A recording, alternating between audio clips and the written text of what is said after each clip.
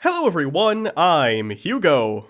And I'm Jake, and they are Rich and Dave Christiano. Yes, and this is the Bible Reloaded. If you missed what happened, our video, A Matter of Faith, got taken down a couple weeks ago, or a month ago, or whatever. We fought it, got it back up, and we had dealings with the Christiano Brothers. It was a huge pain in the ass. Winners! Here's a link. Yeah, here's a link to all that. Right there, and, just clickety-clack on. And they were doing this to a bunch of people, probably in part to try and silence the bad reviews, because as we mentioned to them, the good reviews of their stuff with clips stayed up. But anyway, the point is we vowed to review all their movies now. We wanted to do chronologically oldest to newest, but I'm waiting on some of the older ones. So we're doing Time Changer today, 2002. Because it's time travel, so it doesn't matter when we do it chronologically, Hugo. Yeah. Sure, fuck it. Incidentally, this movie also has the worst poster for a movie I've ever seen. Look at this fucking poster.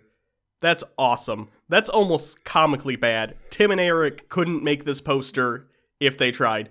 And incidentally, also, we're not going to be using any clips, only still images, so you're going to have to deal with that. Because honestly, even though we can under fair use, I'm not dealing with those motherfuckers again. And if they take this video down, like we said, 2 strikes, we'll get a fucking lawyer, but I don't want to. Anyway, here we go. Time Changer. It sucks. Surprise. So we meet again, old foe. Dave was a nice guy, never met Rich, but this movie's terrible, and he was the creative force behind this one, so. Creative force? Yeah, creative force. You mean he was the butthole from which this diarrhea came from? Yeah, pretty much. So the movie opens up with just, the year is 1890. All right, there are better screenwriting ways to tell us that, but it's your movie, guys. Good job. And you can tell it's 1890 because we are dropped into a scene where 2 kids in bow ties and shit are playing marbles because it was 1890 and they didn't have any actual entertainment anymore because of that bastard Abraham Lincoln. How are we supposed to have fun without slaves? Look at how cute that one is, though. He's got a gap tooth. He's probably racist as fuck. Anyways, the film really isn't selling me on the period here, because neither of those kids have even a little polio. So apparently in 1890, marble thievery was a serious threat because some random kid runs up to where the non-polio kids were just playing and takes their marbles. He's a piece of shit. No slaves and no marbles? I wish I had rickets. So luckily this bowler hat guy who definitely doesn't like to touch children on their genitals stops him, and in a black comedian doing a white guy impression voice says, "It's wrong to steal items from other people. Also, it's 1890. Did I mention I hate the blacks and Chinamen?" So while the child is getting chastised for stealing the marbles, the mother of the polio kid says, "But Roger, the marbles do not belong to you." And bowler cap Mick Not a Molester says, "Young man, it is wrong to steal items from other people, because in the 1890s, we are not allowed to use contractions when speaking to one another, for it is rude." And as quickly as the opening scene starts, it ends with a quick fade into an entirely new scene. It's like the Christiano Brothers don't want people to like their shit. So we cut to Grace Bible College because the Christiano Brothers wouldn't dare set a scene in the demonic realm of secular academia. So here they have kind of a weird old-timey man conversation about a book that they're deciding— No women allowed! Yeah, they're deciding if they should endorse this book this guy wrote. By the way, look at this guy's sweet upper cheek beard. I need to get me one of those. So yeah, they're deciding whether this guy Russell's book about the changing time should be endorsed by the college. Everyone seems to like it just fine until Mr. Clean's Victorian grandfather shows up to shit on everyone's fun. So Norris walks in to ruin Sir Beardy von Kitty Diddler's day, and they have a very awkward back and forth. Basically, Norris wants to talk privately about something he disagrees with within the text, and Bowler Cap has to peer pressure him into doing it in front of the other guys. As Norris reads, you assume his problem is the assertion in the manuscript that, quote, "We should teach people the way of Christ in order to create a better society, whether they know it's about him or not." But Norris, the hero that he is adamantly opposed to teaching Jesus things without letting people know that Jesus is the benefactor of such advice. So yeah, he's basically just saying, we shouldn't teach people to steal if we're not also saying or else Jesus hates you. Bear in mind, Russell here isn't against teaching about Jesus. He just doesn't want to force it down people's throats. But no, says Rich Christiano, you must. Otherwise, you go to hell. So Norris goes on to back up his feelings on this by saying, "When we quote Shakespeare, we always say, 'Shakespeare said this,' and it should be the same with Scripture." Did they commonly quote people like that in the 1890s?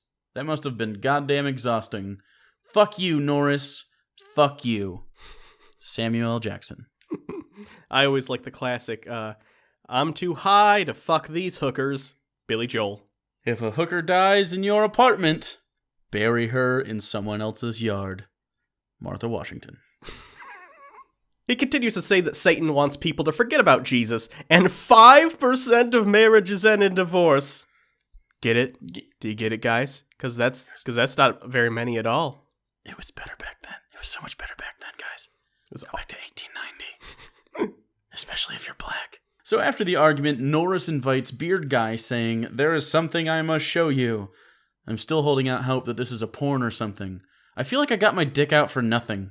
Fun fact, I was watching this with my girlfriend because she likes these bad Christian movies too because we laugh about them. And I said he wants to show him his time machine because she didn't know what this movie was about. And she said he want to show him his dick. I got out dick joked today. That doesn't happen very often. So Russell goes to speak with his wife because he's not sure if he wants to go to this dude's house. He doesn't know what's up. She's doing some kind of needlepoint. You can tell this is a woman who has never enjoyed marital penetration in her life. I'd say to her, just lie back and think of the Queen, but she's not English, so just lie back and think of good old Benjamin Harrison. He's a sexy guy. Look at him. I don't even. President during this time. What the fuck did he do? It was 1890. Nothing. No one knew who Benjamin Harrison was. Nope. Until this moment. You're welcome. So it's at this time I'd like to point out just how genuinely poorly acted this movie's protagonist is. Some of the actors are fine, and I believe that they're their characters or whatever, but Beardface here is just so fucking slow, deliberate, and cringy that it's really taking me out of it. The only saving grace is that I brought just enough lotion to keep me lubed up until this gets steamy. Okay, so then there's like 10 minutes of him walking around this college talking to people, figuring out how to get this endorsement without Norris. There's scheming, there's talking, who the fuck cares? Genuinely, I feel like they rented this old house or college for the day or whatever, and they finished what they had to shoot in like 20 minutes, and they were like, fuck it, we rented this shit, let's film some superfluous scenes. And finally we get to the big reveal. Norris takes Russell into his barn. Norris discusses that his father was an inventor and a man of both science and the Bible. Kind of like Ken Ham. Talking in hushed tones with a secretive demeanor, he reveals to Russell a poorly crafted stage prop. So yeah, here he reveals the time machine. Now, in any time travel movie, the machine itself is incredibly important. It gives you a sense of the kind of movie you're watching, whether it's a DeLorean, a police box, a phone booth, or just like the classic H.G. Wells design. A time machine look can be literally anything because it's a fantasy sci-fi device. There's no way we would know how it would work, so it can be anything. So with all the creative possibilities, what do the Christiano Brothers do? A fucking platform with some stuff pointed at it. Even Star Trek the original series, which had the budget of a ham sandwich, lit up. So Russell, of course, doesn't believe him at first that it's a time machine, and he asks him for some sort of evidence. Norris says he can't, because the machine won't let him bring things from the future back in time, because he can't bring back a coin from 1950, because it hasn't been minted yet. What? That's not how any form of fictional time travel works. If that's how it worked, shouldn't sending you into the future result in you turning into ash? That's not it's the point is that it's traveling you through time, not just speed. I don't even know how. What? You know what a better line would have been? I could show you, but I think you should experience it for yourself because it will be more effective. That's how you write yourself out of the corner you put yourself in, Rich Cristiano. I did that without even thinking about it. There's like 5 times in this movie that there's a screenplay decision that makes me go, this is a person who makes money doing this? Legitimately. Even, fuck, watch any, I guarantee, watching this movie, they didn't watch a single time travel movie before this because Back to the Future is demonic or something. Back to the Future. Half an hour into the movie. Look, Doc, here's my driver's license. It's from the future. Oh, that could be faked. Duh! Right.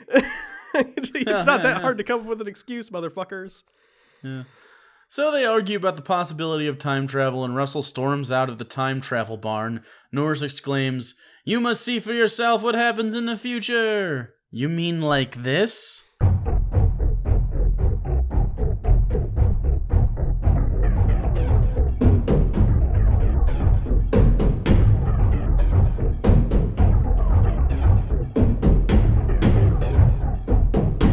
So yeah, Norris wants to send him to the future to show him how shitty the world would be in the future. He's gonna send him to presumably 2002, because that's when this movie came out. But again, my girlfriend was on fire today. She looked at me and she said, why don't they just cut to the point and send him straight to 9/11? So the next scene is of Russell in class saying, quote, "The scripture does not need science to be true, for it is true, independent of verification." No, Russell, you're thinking of Ryan Reynolds' sexiness. Even in a vacuum, Ryan Reynolds is the perfect thing. The worst part about that scene is he also goes on to say that when science does back up the Bible, it's not science proving the Bible true, it's the Bible proving science true.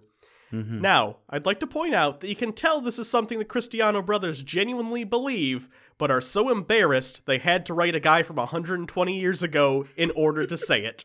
So there's like 5 more minutes of him fucking around again. I think they just had extra time in this place that they were shooting.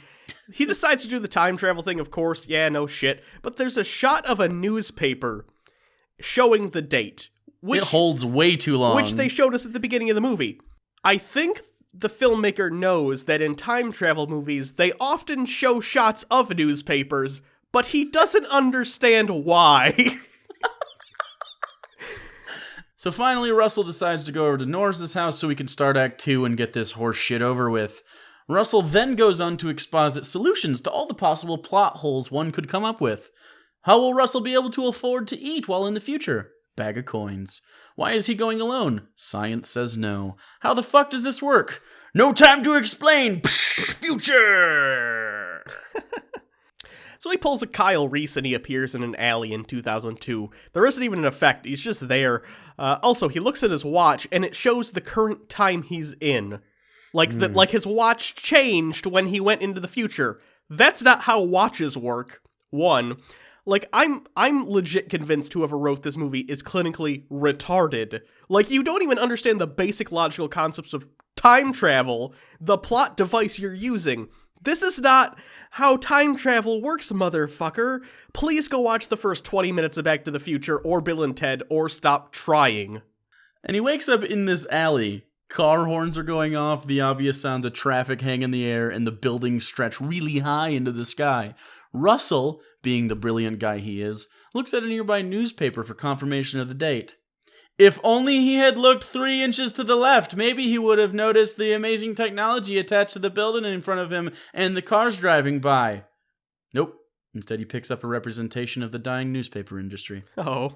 So he goes into a pawn shop to sell those old-timey coins he got so he'll have money during the trip.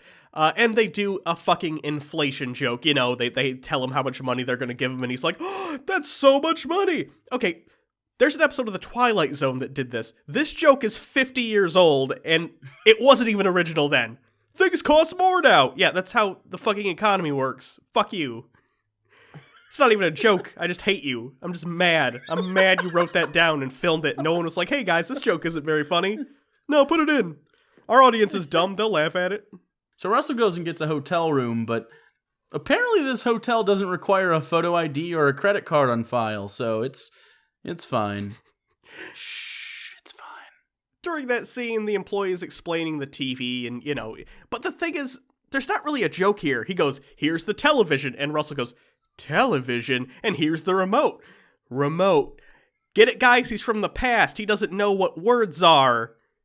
Yeah, we know. That's not a joke. That's repeating things. It hurts me to call that bit a joke. We know he's from the past. The hotel guy helps Russell into his room and he's explaining all this shit and he's holding out his hand expecting a tip and kind of like, hey man, give me some money. And the whole time I'm just thinking in Russell's head that he knows he should be giving this man a tip, but oh my boy, you're so funny.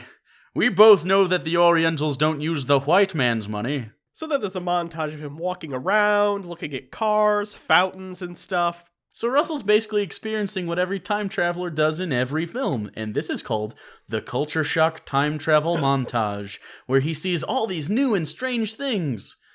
Of course, this was the most striking of all those new things. That's right. There's a shot of a black girl drinking from a water fountain in the Culture Shock Time Travel Montage. And I could not make this shit up. And don't get me wrong, would that guy be shocked to see that? Sure he would. Of course he would. But this means Rich Cristiano sat down and thought, man, what would shock the guy from the 1890s who we're painting as the good guy who, like, we should all model ourselves after? One of the blacks drinking our water. You know, and he tries to renege on the whole thing because I feel like he shot that and thought, oh no, can't keep that. And then the guy goes and drinks out of the same water fountain like, I don't understand what water fountains are. The Romans had water fountains. Okay, he knows what a water fountain is. He definitely knows what a black person is, though. So Russell goes to this laundromat just so we can have this mild D-list celebrity appearance. It's fine, don't worry about it. Is he a celebrity? Yeah, don't worry about it. For some reason, though, Russell doesn't know what baseball is. Even though it was invented 50 years before he even time traveled forward. Google, guys. It's your friend. So he asks the D-list celebrity, who's apparently a thing I didn't know, where he goes to church or where he might find a church. He says he doesn't go to church at all, and he's shocked, but he hands him a phone book. I know this movie is a little old, but he landed in the 2000s, presumably 2002, which is post 9/11. Sure. We had the internet back then, Christiano Brothers. I was there. I remember waiting several minutes for 30-second clips of bad low-quality porn to load, only to find out it was only the handjob scene. Oops, my dick's back out. So after he gets the phone book, Russell is surprised to find out that the guy running the laundromat has to work on Sunday. Sorry, Russ, only Chick-fil-A, Banks, and the Detroit Lions don't work Sundays now. I got that joke! Yay! Yay! So Russell does go to a church, and he talks to a super nice guy that invites him to all sorts of activities, like a movie, and bowling, and a Wednesday night supper thing. Then when the conversation has reached its natural conclusion, the guy turns to the person he came with and begins talking with them. Russell tries to continue to talk, but finds it rude that the guy isn't listening anymore. I like to imagine Russell is thinking this because the nice guy is talking to a woman, and let's face it, women aren't that interesting no matter what time you hop into. So he gets a hot dog, which he doesn't understand. Sausages aren't new, and hot dogs are pretty much just a shitty version of that. So out of all the future things they could have had him confused by, even food-wise, hot dogs shouldn't be on that list, is all I'm saying. You know what would have confused him? A taco. Yeah, sure. We're like 30 years removed from the Mexican-American War. We're not eating tacos right now. So he buys the hot dog and he prays before he eats it. Meanwhile, what I can only describe as a child street urchin steals the hot dog and runs away, hiding behind a tree in the park. Yeah. Sorry, Susie, but as we've seen before, Beardsley von Fondlebear is very adept at hunting and apprehending children of all skill sets. There's nowhere you can hide. So this was omitted from the Culture Shop time travel montage, but I'd also like to point out that apparently, and there's a scene right now, Russell finds early 2000s women fashion as tasteless as I do. So he goes to talk to the manager because he's mad about the clothes on display because they're slutty, I guess. Fuck off, guys. Really? This is why you're taking a stand? Not, oh, in the future, there's an epidemic of priests raping kids. Nope. In the future, women are dressing skimpy. Nice. Yeah, and he goes on to say, like, he's worried that it will, quote, spark sinful passions in younger men. Russell, my man, I think you mean yourself, because you'd have to have experienced the light to moderate semi these clothes gave you. Just saying, man. Glass houses and stuff. So he goes back to that laundromat to convince that guy from before to go to church, but the guy says no thanks.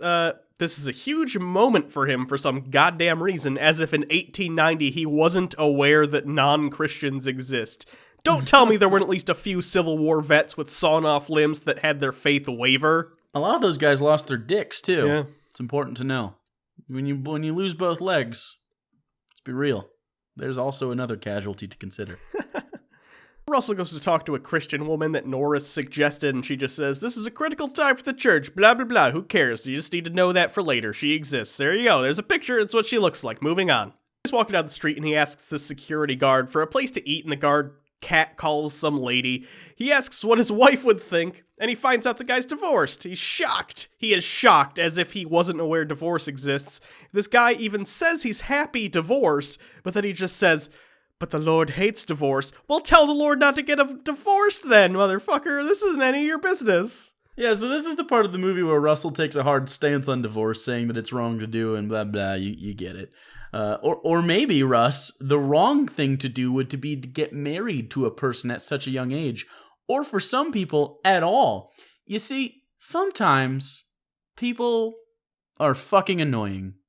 Of course, the implication here is that Christianity would somehow save a marriage, but according to religious think tank Barna Research Group of Ventura, California, non-Christians divorce at a rate of 38%, born-again Christians 33%, atheists 30%, and Catholics 28%, according to a recent survey of 3,792 participants. Of those, the ones that were Christian, non-denominational were at 34, Baptists were the highest denomination at 29, and you have all of them going all the way down. The lowest, tied at 21%, were Catholic and Lutheran.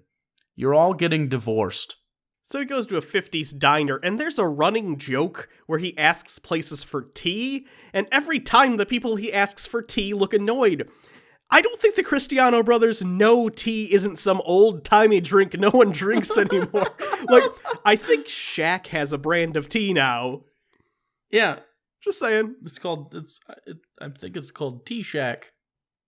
Or something. Oh, Shaquille. I miss you being a genie. In the diner, he overhears what look like 17 and 18-year-olds talking about sneaking out to drink and party, and he tells them it's wrong, you shouldn't do that, I'm your elder, yada yada yada. Yeah, back in your day, you'd be home pregnant with your 4th child, waiting for your husband to come home and give you your Tuesday night beating. Like the Lord intended. So in the only scene in the movie that actually makes me laugh unironically, he goes to a movie with the church group from earlier, and he runs out saying, you have to stop the movie, someone blasphemed. This also made me realize that the Christiano Brothers really want to live in a society where they get to decide what is okay to do and enjoy. Who the fuck cares what you dirty heathens want? We're the Christiano Brothers, motherfucker. We made like 6 movies over the course of 35 years, even though it's our fucking job. To be fair, I assume he had just seen the new Ghostbusters, so I really gotta be on his side this time. Topical. He tells the church group the movie is wrong, and they think he's just being a prude. They talk a little more, and one of the women asks him to come talk to the class because he brings up that he's like a biblical science teacher. Meanwhile, the husband, who's I guess a cop, does a background check on him and finds out he died in 1936. Later that night, Russell is looking out his window at some teenagers hanging out, obviously thinking to himself that this is unacceptable behavior. Yes, the dangers to the youth are all introduced by juggling. That's why it's so popular among gangs. Fun fact, the Bloods and the Crips started their first beef because one of the guys could juggle 4 balls, while the other was stuck at 3. Did you see that? No. They're a bunch of hoodlums and one guy's in the back juggling. I'm not making that up. Oh, I believe you. Cristiano Brothers sitting there thinking, hey Dave, what do gangs do?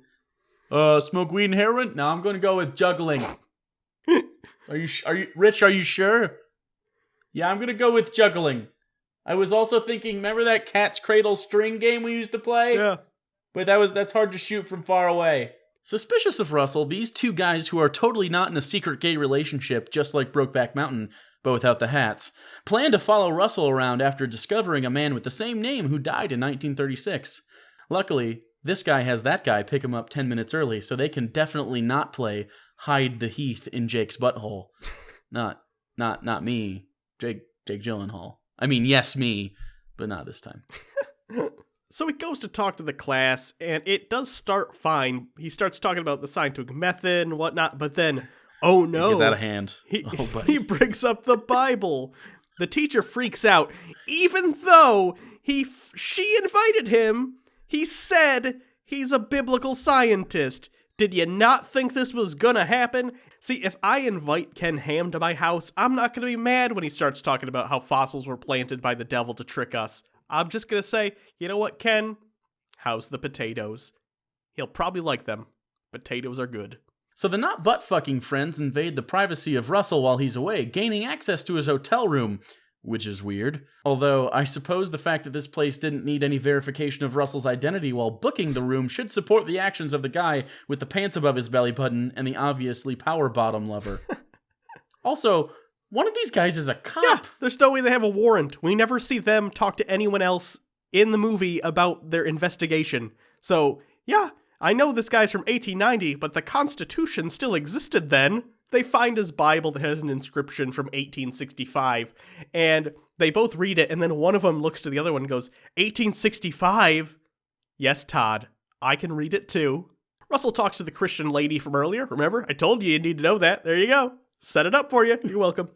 So he talks to her and says what happened at the school, and she explained how prayer and the Bible aren't taught in school. Yes, this is a good thing. Not everyone is Christian, guys, nor do they want to be. And for the very last fucking time, Christianos, students can pray and read the Bible all they want in school. The school just can't push it on them. Stop lying in your goddamn movies. He then brings up the blaspheming in the movie, and she says she used to work in a movie theater, so she knows all about it. I wanted to bring this up to point out that Rich Cristiano sat there thinking, okay, we need to explain in the screenplay how she responds to this, but how do I let the audience know she's aware movies exist? I know, she worked in a movie theater. People know what movies are, Rich. We're watching one right now. You don't need to write into the screenplay how she knows what movies are. Oh. She goes on to say that she thinks secular media is one of the most effective tools that Satan uses to use people. I hear that. I do. But if I may ask, what do you think his goal is with nun porn? Like, if nuns are willing to do that kind of shit, I might become Catholic. I'm just saying. I also like to imagine Rich sitting there, because really, it is just a diatribe it's Rich Cristiano fucking talking through her mouth. I'm shocked it didn't just straight up cut to the Cristiano brothers yelling at the screen, "Why don't people like us and watch our movies? Why did the Hey Scotty Jesus kid make his own movie studio, and why is he more popular than us?" It's probably because of Satan. So they continue their investigation into a thing no one asked them to. They decide this guy must have stolen an old identity for some reason. Bear in mind, I'm pretty sure lying about who you are to people isn't a crime in and of itself, so these cops are basically just wasting time and money stalking this guy. So Russell goes with some church members to talk to some people interested in joining the church. He's upset, seemingly, that they're talking about the activities the church does instead of Jesus. Russell, and by Russell I mean Rich Cristiano, you do understand that the characters you're writing are already Christian, right? They're just looking for a new church. Maybe they moved, or their old church just wasn't working out. But the point is, of course, you talk about the other stuff the church has to offer, because they know it's a church. They know Jesus is already involved. It's not like they have to say, oh, we're looking for a new church. Does your church have church? Yeah, no shit. So the extra community stuff is the draw. It's a big reason a lot of people enjoy church and church community. It isn't a fucking conspiracy to get Jesus out of fucking church. It's people having fun with each other whilst sharing common interests and religion. Jesus, fuck you, idiot. So at that meeting, Russell sees this kid watching a movie and the people on the TV kiss. Of course, he gets outraged as if people in the 1890s didn't do that sort of shit. Here's what I want you to do. Keep this video playing and open another tab. I'm still talking, right? If I'm still talking, that's good. Open the tab. In that tab, type in these words. 1890s porn. Good. Now press enter and look at the images. I'll wait. Still waiting. Okay. Scroll around and look. Seeing some pretty hardcore shit, aren't you? It's like the Cristianos never even took the time to see how fucked up people were when they started this movie. There was never a golden age of man. We've always been shitty to one another. We've always liked having fun. And god damn it, man, we've always liked fucking each other. In as many holes as we can, doesn't matter. Show me a hole, and I'll show you my plans to stick my dick into it. So after this, several days there, Russell finally goes to his hotel room and turns on the TV and is so appalled by whatever he sees. I say that because they don't bother showing us what it is, but it's so horrifying he gets on his knees and repents. Bear in mind, this guy was almost certainly in the Civil War based on his age, but a rerun of Friends was what brought him to his knees. Rachel and Ross, why won't you just be happy together? They were on a break! Hate Friends. I hate the characters in Friends. She's such a cunt. She's a bitch. Rachel, you're a cunt. Rachel and Ross, they're both douches. She's a bitch. She's a douche. Ross is awful. They're all awful. Hate 'em. The only likable friend is Joey. No, see, I don't even like Joey. Joey's kind of a douche. What's his face? Chandler. What? I like Chandler. Chandler? He's snarky. He's fun. Yeah. Oh, Chandler. Anyway, movie. So Russell goes to the library to say goodbye to that Christian woman he had talked to before, but she isn't there. He comes across this poster that says, "Discover the past," and he asks about it. The librarian who is there says it's microfiche, and you can look up old articles. If you remember what microfiche is, it was like on film, microfilm or something, and you could you've seen it in movies if you're as young as I am. I've never actually used it, but you can kind of go through things. The thing is, though, when he gets there, it's clearly a search engine. It's on the computer. It's not microfiche. It's not. This means that in 2002, Rich Cristiano didn't understand what the internet was. So he gives this big speech. It's 10 minutes of blah, blah, blah. Back in my day, people were moral as fuck. Blah, blah, blah. People are so immoral now. It's like Sodom and Gomorrah. The end times are coming. Blah, blah, blah, blah, blah. You don't care. If you've seen one of these movies, you've seen them all. This one just has an old-timey guy screaming at the youngins. This movie should be called Get Off My Lawn. So he goes back to the laundromat one more time and gives the guy a Bible in Spanish. Now, maybe I don't remember, but at no point in the movie did they establish he speaks Spanish, so Russell is just racist. Russell does go back to the alley where he arrived to go back in time, but those asshole cops follow him. He keeps saying that there's not much time and Jesus is coming. He disappears into the past and the cops are like, "Oh shit.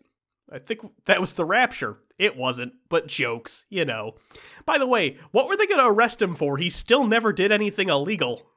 And also, I'd like to note that this entire fucking movie is based upon the fact that we should be good people and teach gospel and blah blah. And then the last constructive thing he fucking says in the future is a huge lie. God damn it, Rich Cristiano, learn to write consistently. So Russell gets back and has his Christmas Carol ending. He tells the guy he's sorry for what he wrote, and is presumably happy to be back at a time when the KKK was looked upon favorably. Russell is about to leave to go make revisions to his book, but then he asks, "Hey, how far into the future can the machine go? Because, 2002 sucked dick, so I'm pretty sure it's the end times." Yeah, no, it's not. Oh my fuck, this turned into an end times prophecy attempt? What the fucking fuck, Rich? What the fucking fuck? So he calls another meeting and it just gives him revised versions of the book, and it just says hey, everyone should force Jesus down everyone's throats. Yay, happy ending, I guess. And does this mean he affects the future and it's a utopian society? We never find out, so I don't know. Well, apparently nothing ever... I think it's got Terminator-style timelines where they branch and it doesn't really affect the things before. Probably. Because the dude tries to send a book in the future. And, we see that kid from the beginning, and he gives him a bag of marbles. And that little boy died of trench foot in the Battle of Verdun. So the movie ends with that guy trying to send things into the future to see how far they can go. But I'm sorry, you said things. Don't you mean the best Bible ever yes, written? It was a Bible. And he starts in the year 2100, and it won't go. And then he goes 2090, and it won't go. And 2080, and it won't go. And well, hold on. Okay, so if the end times happen, though, it would still be things to send that to. Time doesn't stop. Even in Revelation, it says there's thousands of years of fucking, it just sucks. And Jesus comes and there's plagues and shit. So he would send it to plague times. I'm just saying.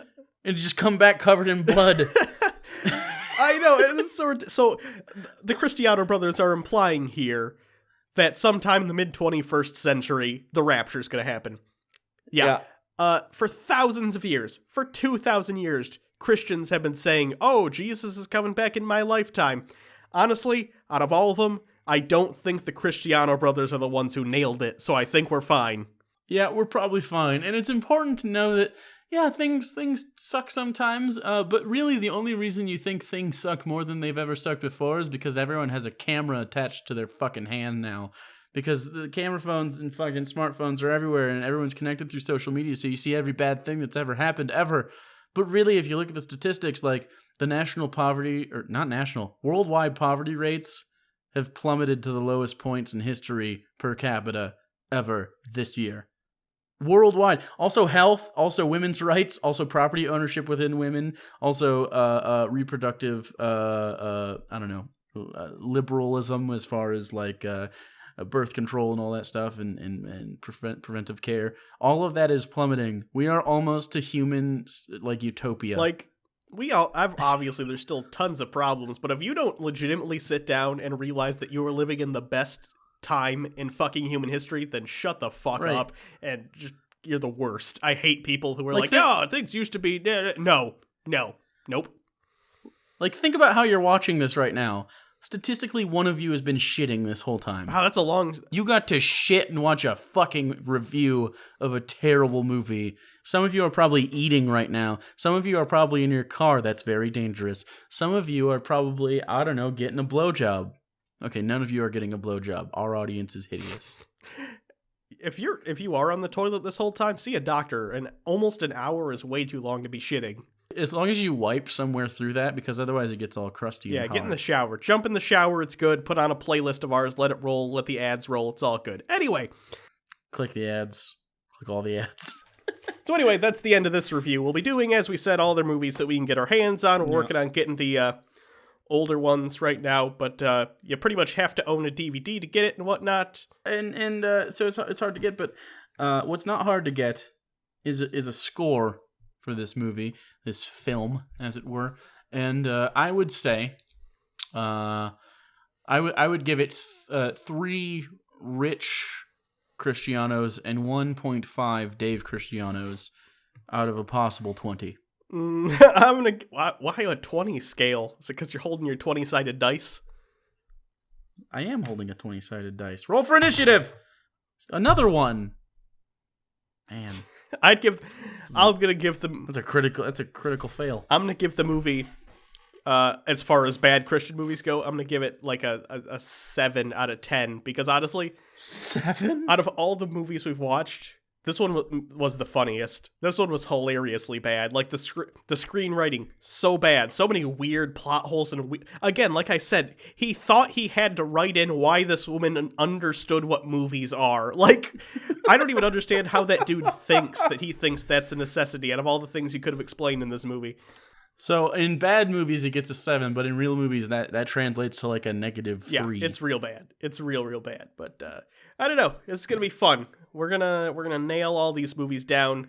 If you want, our review of A Matter of Faith is up. If this one gets DMCA'd, I'm gonna be so upset, and then we're gonna have to call a lawyer. It's gonna be a pain in the ass. And there would be no defending taking this down at all. Oh no. And then after that, you'd never see another Cristiano movie ever again, and then that'd be all it was, and it'd be our fault. Don't worry, if we win, we will make a movie about that. Okay, it'll be like a parody of the bad Christian films. But there you go. Well, you and I should play Rich and Dave Cristiano, and we should get other people to play us. It'll be like that movie for Ray Kroc. Yeah. Only better. Yeah. So we're going to win Academy Thanks, Award. everyone. Let us know what movies of theirs you want us to do next. We're going to try and do chronological, but if they're close, we'll mix it up. So just tell us what movies you want to do next. It's not going to be a once-a-month thing. I'm thinking we're going to at least try and do 2 of these movies a month while we're doing it, because I want to get them done. And they're fun, honestly. Out of all, they're better than Pure Flicks at some of this stuff, because it's so hilarious. Hey, there you go. When we get to this part in the cross-examination during the trial, when you inevitably try to DMCA us for this, when we show this part, I'm looking at you, Dave and Rich Cristiano. You're welcome, because we just gave you high praise. You are better than Pure Flicks. Pure Flicks, they're too corporate, man. They're part of the Satan media now, because they make money. They don't do it for me, man. They just don't do it for me. I need my Cristiano Bros movies. I need them to be raw. Like no one edited them and no one looked over the screenplay. That's what I want. So thanks, everyone. You can always check us out on Twitter at Bible Reloaded. You can always follow Hugo at Hugo Reloaded. You can also subscribe to the channel, and you should do so if you like this, because we're going to be doing, again, as Hugo said, all of the Cristiano Brothers movies. Literally all of them. Yeah. Which is going to be a pain. Not the ones they distributed, just the ones they made, by the way, because they distributed like 20 and a bunch of them are shit, but I only want the ones they were creatively involved in. Because it hurts them Which more. Is, by the way, it's Cristiano Films Group and 5 and 2 Pictures or something. Yeah, 5 and 2 is when Rich does it, and Cristiano Films Group, I believe, is when Dave does it. I could be wrong, but that seems to be a theme. Maybe they switch it up. We'll see. Anyway. Thanks, everyone. You can also, if you want to help support the show, donate to our Patreon campaign. We do a once-a-month patron-only hangout. That'll be Saturday. Tomorrow, if you're watching this on the day it comes out. At what time? 5 5 Eastern. Eastern. There you go. I'll send out those things right away, actually. I should have sent those out earlier this week. I'm a failure. So until next time, I'm Hugo. And I'm Jay. And I don't know why we did it like that. I'm gonna time travel back to the 1890s, the good old days when you couldn't really own black people, but you basically could. I'll become a sharecropper. Well, not a sharecropper. Yeah. I'll own land. You'll see. Anyway, you guys can leave now. It's cool.